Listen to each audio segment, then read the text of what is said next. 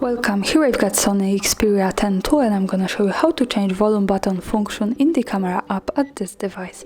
So at first we have to tap on a camera button here to open it.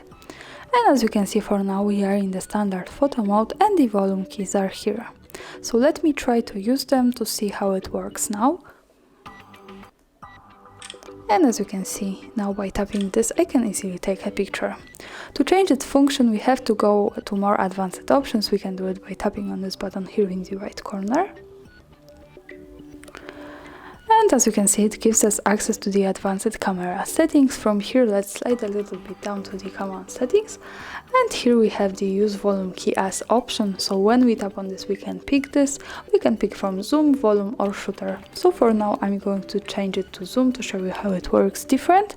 And let's go back to the camera and try to use them again.